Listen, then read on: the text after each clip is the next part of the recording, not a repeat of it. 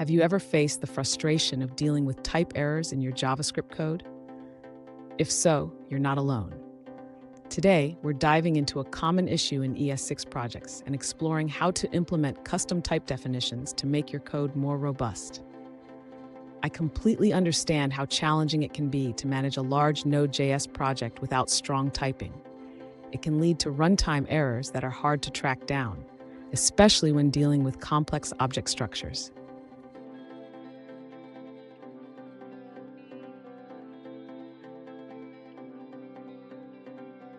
Here's the specific situation we're addressing.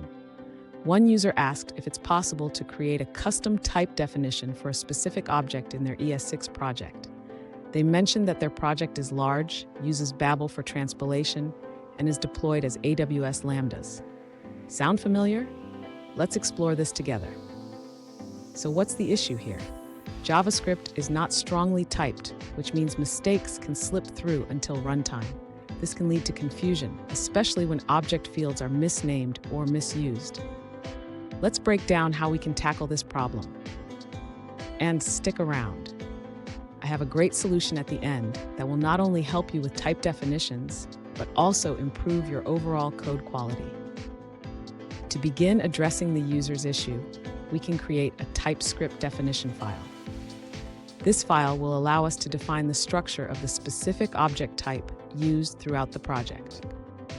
Next, the user should ensure that their JavaScript files can recognize this TypeScript definition. This can be done by including a reference to the definition file at the top of each JavaScript file that uses the object. Now the user can leverage Visual Studio Code's built-in type checking. By simply opening the JavaScript files, VS Code will automatically check for type errors based on the definitions provided. For additional error checking, the user can integrate a linter like ESLint with TypeScript support. This will allow them to run checks from the command line before transpiling the code. Finally, the user can run the linter from the command line to catch any type errors before deploying their code. This ensures that the project remains robust and well documented. Fun fact: did you know that TypeScript was developed by Microsoft to help developers catch errors early? It's like having a safety net for your code. Now let's look at the answers provided by other users. One alternative solution is to use the directive at the top of your JavaScript files. By adding the comment tscheck, you can enable type checking for your project. This allows your DTS files to be recognized, helping you define custom types. The user also mentions creating a types folder containing multiple DTS files.